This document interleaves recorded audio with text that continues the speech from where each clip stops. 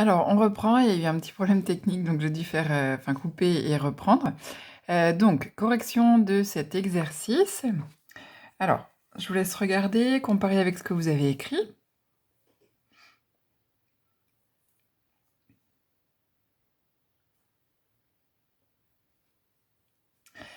Et je vais lire avec vous les réponses. Donc là, vous avez une première correction sans signe particulier et là, les mots importants qui sont soulignés.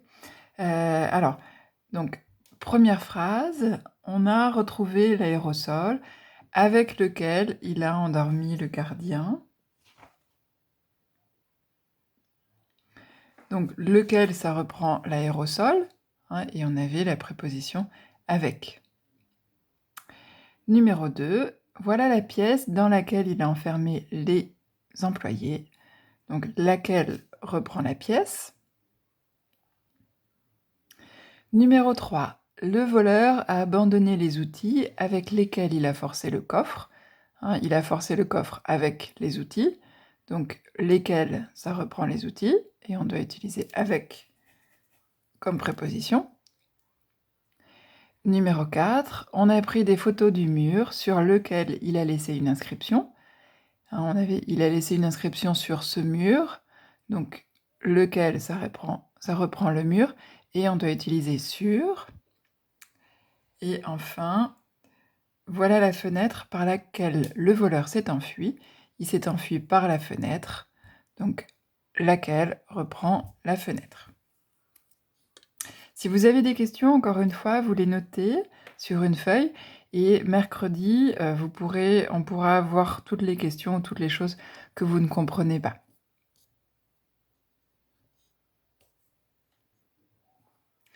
On continue avec un troisième exercice. Un troisième exercice dans lequel je vous propose 3 phrases qui ne sont pas correctes. Il y a une erreur à chaque fois et vous devez essayer de retrouver l'erreur et de la corriger. Donc regardez les 3 phrases, prenez quelques minutes. Donc vous pouvez appuyer sur pause.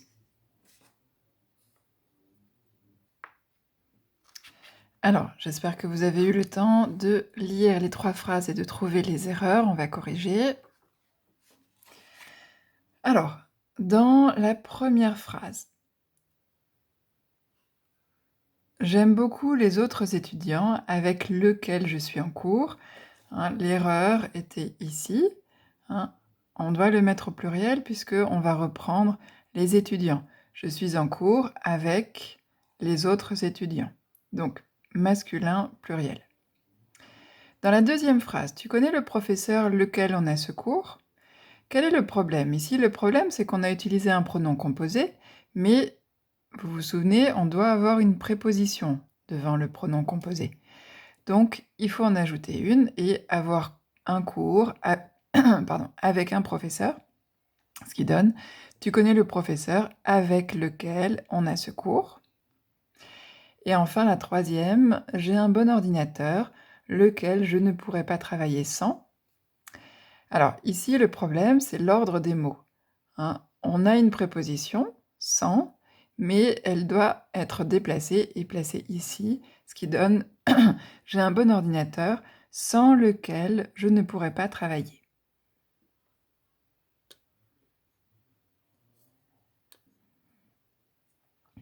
Alors, j'espère que ça va. Ce que je vous propose pour continuer, c'est de faire des phrases dans lesquelles vous allez utiliser les pronoms composés et toujours avec ce principe de devinette. Hein. Donc, en fait, vous donnez une définition et on doit trouver de quel objet il s'agit. Alors, ici, vous avez les 5 objets en question et vous devez faire une phrase. Alors là, ce sont des propositions. Hein.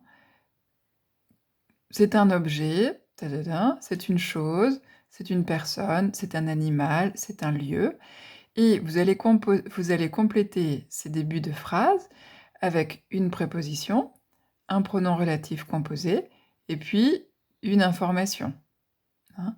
C'est un objet. Alors, vous allez reprendre ces prépositions-là en fonction de ce que vous voulez dire. C'est un objet devant lequel, etc. ou alors c'est un objet avec lequel, et cetera, et cetera. Alors, prenez, quelques minutes pour le faire, prenez, au moins, 10-12 minutes pour le faire. Donc là aussi, appuyez sur pause et quand vous avez terminé, vous regardez de nouveau la vidéo et je vous proposerai quelques phrases qu'il faudra, placer au bon endroit, mais prenez vraiment ce temps pour faire ces phrases, hein, pour pouvoir ensuite les comparer avec les phrases qui sont correctes. Alors, j'espère que vous avez eu le temps de faire des phrases. Je vous propose quelques phrases et je vous laisse lire les phrases en question et il faut retrouver de quel élément il s'agit, hein, ça n'est pas dans le bon ordre. Donc prenez là aussi quelques minutes pour lire les phrases et retrouver le mot qui correspond. Alors, hop, appuyez sur pause. Voilà, regardez les phrases pendant quelques minutes. Alors j'espère que ça va, on va corriger.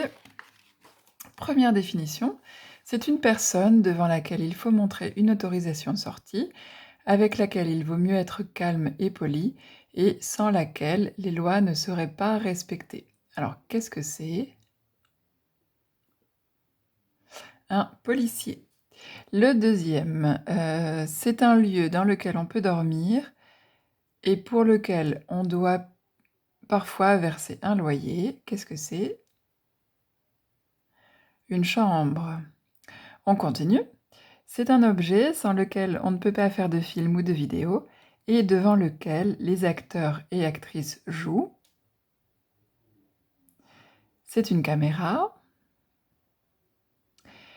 C'est un objet dans lequel on peut lire les informations et sans lequel un pays ne pourrait pas vivre librement ou communiquer librement. Qu'est-ce que c'est? C'est un journal. Et enfin, c'est un objet dans lequel un écrivain raconte une histoire et pour lequel l'imprimerie a été créée et sur lequel on peut compter pour passer un moment agréable. Qu'est-ce que c'est? Un livre. Alors ici, c'est à chaque fois j'ai repris objet ou lieu, ici personne donc c'est féminin. Un lieu, un objet, donc là le pronom est masculin. Heu, voilà, en fonction de ce que vous aurez utilisé, hein, ce sera masculin ou féminin.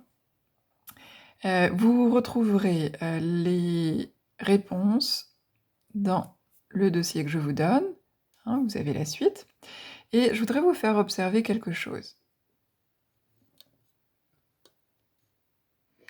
Alors, si l'on reprend l'une des définitions que je vous ai données, c'est une personne devant laquelle il faut montrer une autorisation, avec laquelle il faut être poli et sans laquelle les lois ne seraient pas respectées. On parle d'une personne, hein. Une personne, c'est un nom féminin singulier, donc on va reprendre le mot personne avec laquelle. Mais on peut aussi le reprendre avec un autre pronom et pour voir ce qu'il en est, dans le dossier 2, regardez à la page 26 les phrases 7 et 8. Alors, phrases 7 et 8, qu'est-ce que vous remarquez? On va les lire ensemble. Je cherche quelqu'un pour qui le fait que je m'occupe de mon fils de 5 ans dans le cadre d'une garde alternée ne soit pas un obstacle. Quelqu'un pour qui, hein? Pour qui? Alors, deuxième exemple. Je recherche quelqu'un avec qui passer le reste de ma vie. Qu'est-ce que vous remarquez?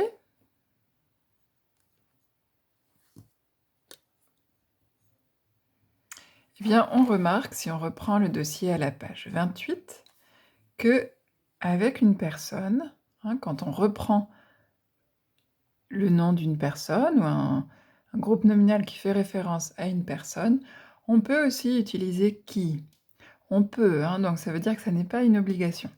C'est la personne chez laquelle j'habite, c'est la personne chez qui j'habite. C'est l'ami pour laquelle, c'est l'ami pour laquelle j'ai tout quitté, c'est l'ami pour qui j'ai tout quitté.